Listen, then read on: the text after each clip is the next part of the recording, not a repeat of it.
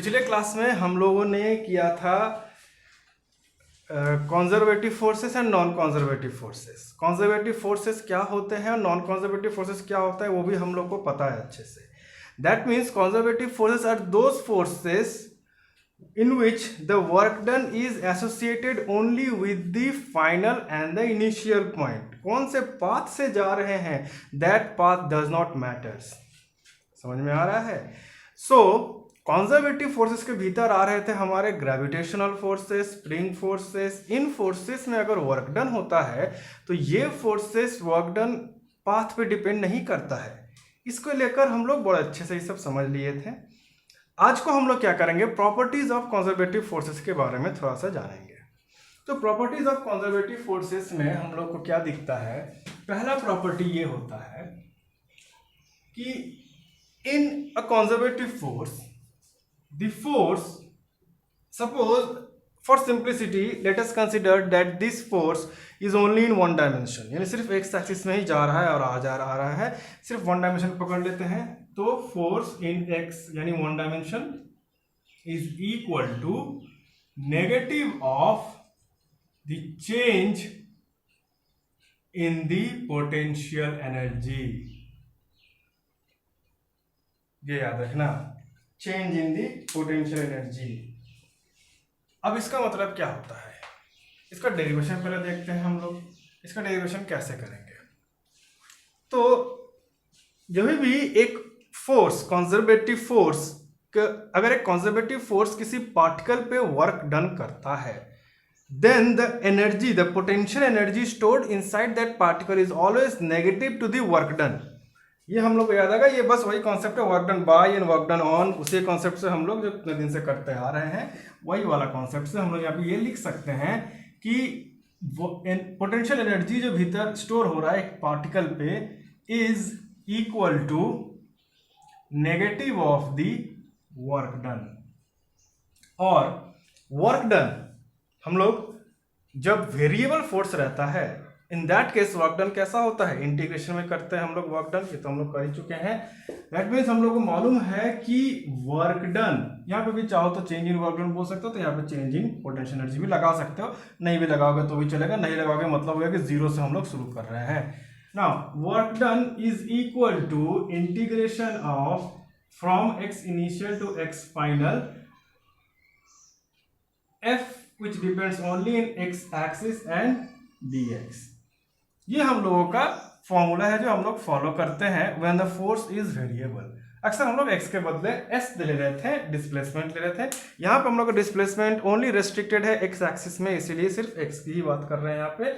और ये इनिशियल से फाइनल पॉइंट तक जा रहा है। Work done is equal to force in displacement. Simple, ये हम लोग के बारे में डिस्कस कर चुके हैं ऑलरेडी, इस पर और डिस्कस करने की कोई जरूरत नहीं है। Now this can be written here as u। एक काम करते हैं, चलो u लिखते हैं चेंज के बदले, u is equal to negative of work done की बात कर रहे हैं यहाँ पे, तो x initial to x final f of x dx। अब क्या करते हैं, let us differentiate this equation. अगर इस इक्वेशन को डिफरेंशिएट करते हैं तो ये क्या हो जाता है, विथ रेस्पेक्ट टू x अगर इसको डिफरेंशिएट करते हैं तो इधर हो जाएगा हम लोगों का du बाई dx। और एक इंटीग्रेशन को अगर हम लोग डिफरेंशिएट करते हैं तो समझना क्या होता है, एक चीज को तोड़ रहे हो फिर उसको जोड़ देंगे तो वापस वही चीज मिल जाएगा हम लोगों को। तो एक इंटीग्रेशन को और एक इंटीग्रेशन के ऊपर डिफरेंशिएशन मारते हैं तो चीज को वापस वही खड़ा होकर आ जाता है हमारे पास। That means we will get here f of x only. Of course minus sign यहाँ पे रहेगा, माइनस साइन को अगर हम लोग इधर ट्रांसफर कर दिए तो हमारा वापस यही इक्वेशन मिल जाएगा। ये इक्वेशन सिंपल से एक ही बात कहता है हम लोगों को कि the force, the conservative force is change in the negative of change of the potential energy stored inside a particle. जब भी कंजर्वेटिव फोर्स अगर कोई वर्क करता है एक पार्टिकल के ऊपर, तो वो पार्टिकल जो होता है उसमें जो पोटेंशियल एनर्जी स्टोर होता है वो पोटेंशियल एनर्जी का negative rate of change of potential energy with respect to distance. याद रखना, किसी भी चीज को अगर हम लोग डिस्टेंस से डिवाइड करते हैं तो उसका नाम आ जाता है, नाम के साथ आ जाता है ग्रेडियंट। इसका एक बहुत ही बढ़िया आ जाएगा तुमको पोटेंशियल ग्रेडियंट इलेक्ट्रिसिटी में जब पढ़ेंगे तो। इसका मतलब ये हो गया कि पोटेंशियल एनर्जी किस तरीके से डिपेंड कर रहा है डिस्टेंस पे। एक बढ़िया से एग्जांपल देते तब समझ में आ जाएगा। यानी कि सपोज ये रहा एक पाथ और ये पाथ सपोज 10 मीटर का है और पूरे 10 मीटर में इसमें एनर्जी पोटेंशियल एनर्जी स्टोर हुआ, वर्क डन किया गया, इस पे वर्क डन किया गया तो इसमें एनर्जी स्टोर हुआ। तो वो एनर्जी स्टोर हुआ सपोज 10 जूल। 10 जूल एनर्जी अगर स्टोर होता है 10 मीटर में तो इसका पोटेंशियल ग्रेडियंट क्या हुआ, कैसे निकालेंगे? 10 जूल एनर्जी स्टोर होता है 10 मीटर में, 10 मीटर में 10 जूल एनर्जी स्टोर हुआ तो 1 मीटर में कितना स्टोर हो जाएगा? 10 जूल बाई 10 मीटर यानी 1 जूल पर मीटर। ये जो दिख रहा है ये क्या है? हम रेट निकाल रहे हैं एक तरीके से एनर्जी के स्पेंड होने का या स्टोर होने का पर यूनिट लेंथ के हिसाब से। अब यही अगर यही हमारे पास हो और हम ये बोल दें कि बताओ 5 मीटर में कितना स्टोर हुआ होगा, तो बोल देंगे 5 जूल। यानी this rate with respect to distance is known as potential gradient. यहां पे ये रहा potential energy gradient, potential energy gradient. अब इसका मतलब ये हो गया, समझ लो कि जब भी कोई कंजर्वेटिव फोर्स किसी पार्टिकल पे वर्क डन करता है तो इन दैट केस अगर पोटेंशियल एनर्जी स्टोर हो रहा, अगर क्या स्टोर तो होगा ही, द पोटेंशियल एनर्जी स्टोर्ड, उसका अगर हम लोग ग्रेडियंट निकाल देंगे तो वो ग्रेडियंट हो हमेशा नेगेटिव में रहेगा, नेगेटिव ग्रेडियंट चलेगा उसका। अब ये नेगेटिव ग्रेडियंट चलेगा, इसका मतलब क्या होता है? इसका बेहतरीन एग्जांपल समझ में आ जाएगा अगर तुम लोग न्यूमेरिकल करोगे तो।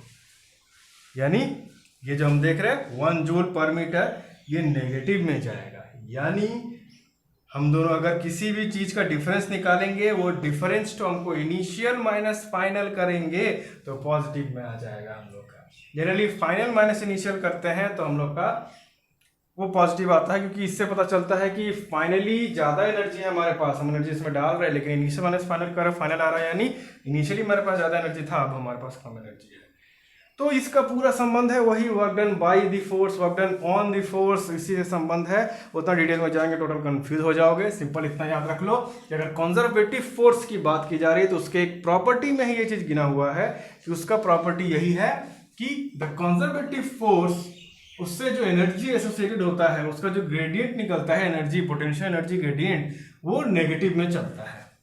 बस इससे ज़्यादा कुछ सवाल भी नहीं आएंगे। हाँ, बट अगर तुम लोग हायर प्रिपरेशन और बहुत बढ़िया फोकस प्रिपरेशन कर रहे हो तो उसमें ये काम आ सकता है। तो ये सिंपल याद करके रखना। और कंजर्वेटिव फोर्स में जैसे कि तुम लोग को डेफिनेशन में बताया गया है कि the conservative force does not depends upon the path, it only depends upon the initial and the final point.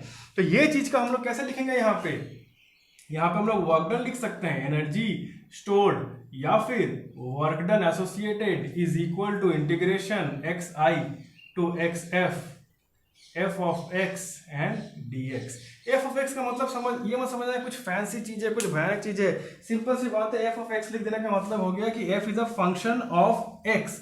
X क्या है? एक्स का मतलब एक्स एक्सिस। एक्स एक्सिस का मतलब only those parameters in the x axis are being changed. सिर्फ x axis के parameters ही change हो रहे हैं। मतलब ये फोर्स लीनियर फोर्स है, यानी वन डायमेंशनल फोर्स है। सिर्फ एक ही डायमेंशन में फोर्स लग रहा है। एक बॉक्स को इधर या इधर ही हिलाया जा सकता है, ऊपर नीचे नहीं हिला सकते। बस यही मतलब है इसका।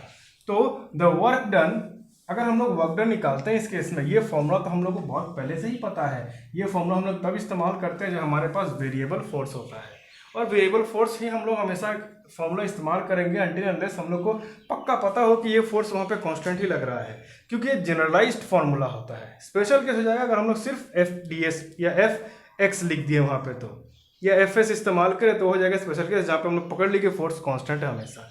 But day to day life में और रियल लाइफ में हमेशा फोर्स वेरिएबल ही रहता है, यानी यही फॉर्मूला हम लोग को लगाया जाएगा।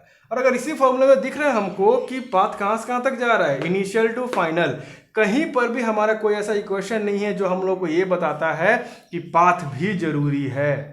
पाथ जरूरी नहीं है, only initial point and the final point is necessary, that's all. तो ये हो गया कंजर्वेटिव फोर्सेस के दूसरे प्रॉपर्टी का एक फॉर्मूला या मैथमेटिकल रिप्रेजेंटेशन। तीसरा अगर इसका हम लोग निकालने जाए, अच्छा इसको अगर हम लोग काइनेटिक एनर्जी के रूप में लिखना चाहे तो भी लिख सकते हैं, kinetic energy final minus kinetic energy initial, या फिर potential energy initial minus potential energy final. Potential energy घटता है, काइनेटिक एनर्जी बढ़ता है।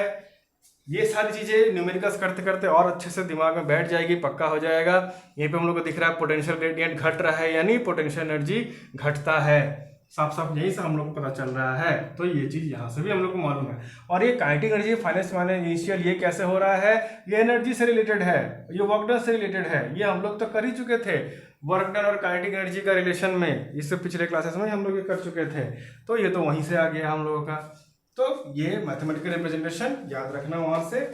और तीसरा जो पॉइंट होता है उसका कि अगर हम लोग कंजर्वेटिव फोर्स में सपोज एक सर्कुलर पाथ में कोई बॉडी घुमा रहे हैं, suppose let this be a body, इसको अगर हम यहां से लेके गए और घुमा के वापस यहीं पे लेके आ गए, there is a distance covered जिसको हम लोग कहते हैं circumference, but the displacement in this case is zero.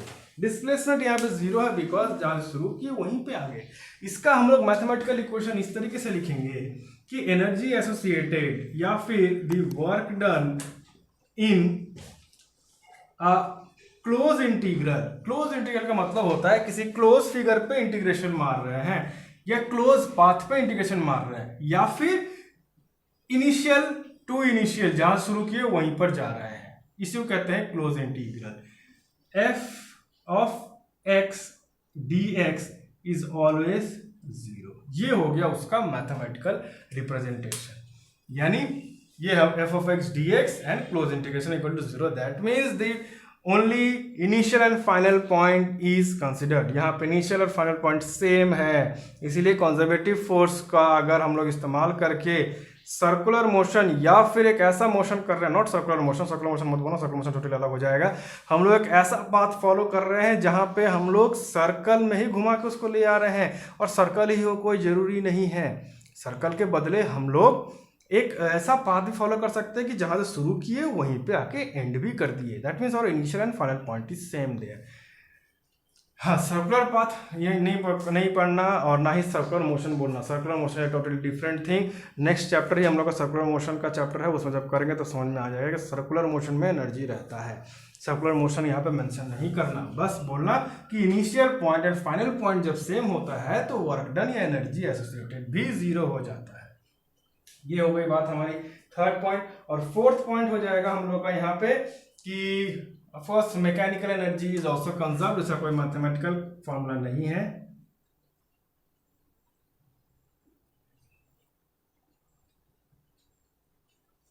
Mechanical energy is conserved. अब इसका मतलब क्या होता है, जरा इसका मतलब समझते हैं। मैकेनिकल एनर्जी इज कंजर्व्ड, ये शब्द में जो भयानक चीजें उसको हटाते हैं और सिंपल चीजों को समझते हैं। मैकेनिकल एनर्जी इज कंजर्व्ड यानी मैकेनिकल पार्ट को हटा देते हैं और हमारा जो था एनर्जी इज कंजर्व्ड। ये तो हम लोगों ने बचपन में ही सीखा था कि law of conservation of energy, that means energy is conserved. इसका मतलब क्या होता है कि स्टार्ट जब किया गया था कोई एक्सपेरिमेंट, कोई मोशन को जब स्टार्ट किया गया था उस वक्त इसमें जितनी एनर्जी थी, जब एंड किया गया उस वक्त भी उसमें उतनी ही एनर्जी है। अब ये बात बहुत लोगों को समझ में नहीं आएगा, बिकॉज तुम लोग ये समझ सकते हो कि अगर एक बॉडी है उसमें अगर पोटेंशियल एनर्जी है, उसको जब मोशन में ले आए तो जब मोशन में चला गया तो उसकी पोटेंशियल एनर्जी तो खत्म होगी ही, क्योंकि वो तो काइनेटिक एनर्जी में कन्वर्ट हो रहा है। But the thing is that we are not talking about potential energy और kinetic energy, we are talking about mechanical energy. And और हमेशा याद रखना कि मैकेनिकल एनर्जी इज, या इसका दूसरा नाम होता है total energy is equal to potential energy plus kinetic energy. Potential energy और काइनेटिक एनर्जी एक दूसरे में कन्वर्ट होता रहता है, और मैकेनिकल एनर्जी का मतलब हो गया वो एनर्जी जो मैकेनिक्स से रिलेट करता है। और मैकेनिक्स में पोटेंशियल एनर्जी और काइनेटिक एनर्जी दोनों मिल के काम करते हैं। That means mechanical energy is equal to summation of total energy plus potential energy plus kinetic energy. ये बात याद रखना। अब ये जो पोर्शन दिख रहा है, ये पोर्शन का प्रूफ हम लोग बड़े डिटेल में करेंगे अभी थोड़ी देर बाद। लेकिन ये जो अभी हम लोगों ने किया कि conservative forces and non conservative forces, इसका नॉलेज होना बहुत ज़रूरी है। इससे क्या होगा कि कॉन्सेप्ट बिल्डअप होगा, जिससे कि हायर सम्स या डिफिकल्ट सम करने में थोड़ी आसानी होगी। तो this are the properties of conservative forces. Non conservative forces की प्रॉपर्टी नहीं है, ये है कंजर्वेटिव फोर्सेस के प्रॉपर्टी। नॉन कंजर्वेटिव फोर्सेस में ये चीज़ें अलग हो जाएंगी, क्योंकि वहाँ पे जो एनर्जी लेके हम लोग शुरू करते हैं वही एनर्जी से ख़त्म नहीं करते हैं। नॉन कंजर्वेटिव फोर्सेस में अगर फ्रिक्शन आ जाएगी यहाँ पे, जाहिर सी बात है, तो इसको गोल घुमा के अगर लेके भी आ जाए तो इसको यहाँ से लेके आने में एनर्जी मेरा खर्चा हो गया है वहाँ पे। We can never say here कि वर्क डन यहाँ पे जीरो हो जाएगा, बिकॉज वर्क डन हमेशा नेगेटिव में चल जाएगा। हम लोग का एनर्जी खर्चा हो गया यहाँ पे, यहाँ से यहाँ तक लेके आने में ही हम लोग का एनर्जी खर्चा हो गया। जबकि ग्रेविटेशन की बात करो तो इस पेन को बात करो, इस पेन को यहाँ से घुमा के लेके वापस इसी पॉइंट में लेके आ जाए तो इसका हाइट यहाँ से अभी भी उतना ही है। दैट मीन्स इसका पोटेंशियल एनर्जी अभी भी उतना ही है। बट यहीं पे अगर एक सरफेस है, एक सरफेस पे इसको घिसे ऐसे करके वापस यहीं पे ले आए तो हमारा फ्रिक्शन फोर्स के कारण मेरा एनर्जी खर्चा हुआ। We can not say that our energy is the same which was at the beginning. That means कि यही चीज़ों से हम लोग उल्टा इसी का रिवर्स कर दे तो नॉन कंजर्वेटिव फोर्सेस के प्रॉपर्टीज बन जाते हैं। We are not going to discuss about the non conservative forces, बस कंजर्वेटिव फोर्सेस हमारी ज़रूरत है और ये हम लोगों ने उस पर डिस्कस कर लिया। देख लो, तो नेक्स्ट हमारा एक सवाल यहाँ पे पैदा होता है, तब से हम तुम लोग को बोले जा रहे हैं कि कंजर्वेटिव फोर्सेस का एग्जाम्पल ग्रेविटेशनल फोर्स या spring force. So how can you prove that gravitational force is a conservative force? सीधा सा बात है, कैसे इसको प्रूफ करोगे? सिंपल सा एक डेरिवेशन है, उस डेरिवेशन से ही हम लोग प्रूफ कर देंगे फटाक से कि कैसे ग्रेविटेशनल फोर्स एक कंजर्वेटिव फोर्स है। चलो, now we know that energy associated with a gravitational force is potential energy associated with gravitational force is mgh। यहाँ पे mgh कब आता है? Whenever a body is moved from ground to a point whose height is h। Simple सी बात है, इतना ऊपर लेकर चले गए तो यहाँ पे हमारा पोटेंशियल एनर्जी इस बॉडी का हो जाता है mgh। नाउ अब ये बॉडी सिर्फ ऊपर या नीचे ही जा रहा है, that mean this is a one dimensional motion which depends on the parameter h। तो ग्रेडियंट अगर निकाले हम लोग, पोटेंशियल ग्रेडियंट कैसे निकालेंगे? Potential gradient simple du by dh। यहाँ पे पिछले वाले केस में x लिए थे हम लोग, यहाँ पे h है, तो पोटेंशियल ग्रेडियंट अगर निकाल रहे हैं हम लोग du बाई dh, तो इसका मतलब क्या हो जाएगा? mgh को भी डिफरेंशिएट कर देना dh से। एक्चुअली में यहाँ पे किए क्या, अगर हम लोग इसको मैथमेटिकल स्टेप्स पूरी तरीके से फॉलो करें तो हम लोग यहाँ पे लिख सकते हैं, ये जो इक्वेशन दिया हुआ है इसके बाद यहाँ पर ऊपर लिख देना कि we know that the potential energy associated with the gravitational force is U equal to mgh, and then we can write here that differentiating the above equation with respect to h, तब हम लोग इसको क्या लिख सकते हैं? du by dh is equal to ddh of mgh। अब यहाँ पे m और g वो है mass of the body and the acceleration due to gravitation g, ये दोनों कांस्टेंट रहेगा एक पर्टिकुलर केस में। तो यहाँ पे हम लोग क्या लिख सकते हैं कि du by dh is equal to mg dh by dh। अब यहाँ पे कभी भी बेवकूफों की तरह dh बाई dh काट मत देना, ये कभी नहीं कटता है। कभी भी अलजेब्रा जब करते हो तो सपोज यहाँ पे लिखा हुआ है 1 + 2 + 3 + 4, तो यहाँ पे प्लस और प्लस कभी नहीं कट जाता है, क्योंकि प्लस नहीं कटता है, न्यूमेरिकल वैल्यूज है वो भले ही कटता है, ऐड होता है। एक ऑपरेटर को तुम लोग कभी नहीं काट सकते। Similarly this d by dh is a operator, इसको ऐसे लिख सकते हो कि d by dh of h। यानी ऑपरेटर है ये। डी एच और डी एच को या डी और डी को नहीं काट देना कहीं भी डिवीजन समझ के, वो एक ऑपरेटर है। अब उसका फॉर्मूला भी हम तुम लोग को दिए थे कि वो कैसे काम करता है, उसको सिंपली यहाँ पे लगा दोगे तो ये हम लोग को बन जाएगा यहाँ पे। नाउ हम लोग को ये डिफरेंशिएशन में इसका 1 आ जाएगा। That means we can write d u by d h is equal to d u by d h, the potential gradient का मतलब हो जाता है एम जी। अब नेगेटिव ऑफ दिस ग्रेडियंट अगर ले ले हम लोग, नेगेटिव ऑफ दिस ग्रेडियंट अगर ले ले, यानी अगर हम लोग इसको स्टार्टिंग से ही नेगेटिव ऑफ द ग्रेडियंट ले ले, यहाँ पे नेगेटिव पुट करके तो हम लोग को दोनों जगह ग्रेडियंट पुट करने पर नेगेटिव स्टार्टिंग में बोल देंगे यहाँ पे कि differentiating the above equation with respect to h, या फिर अगर दूसरा बात बोले कि नेगेटिव ऑफ दी, अगर दूसरे भाषा में बोले तो इस तरह से लिख सकते हैं हम लोग कि negative of the potential gradient, negative of the potential energy gradient, that means minus d u by d H.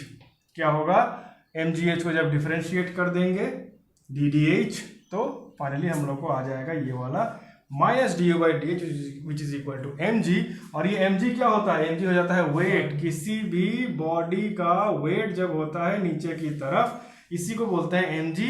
और एक वेट होता है काइंड ऑफ फोर्स, ये हम लोग पहले ही बोल चुके हैं, बिकॉज फोर्स का फॉर्मूला क्या है, मास इनटू एक्सेलरेशन। यहाँ पर मास है और जी का मतलब क्या होता है, acceleration due to gravity. This is also a type of acceleration. That means this can be written as a force. That means we can write कि this force which is a vertical force, that means it only depends on this axis. तो इसको हम लोग कह सकते हैं कि F of H is equal to minus of du by dh. That means this satisfies the first property of the conservative force, जो कि अभी अभी हम लोगों ने किया था। That means we can say that the gravitational force is a conservative force. This is how you prove that a force, how a force is a conservative force. तो ये हमारा तरीका है प्रूफ करने का, देख लो।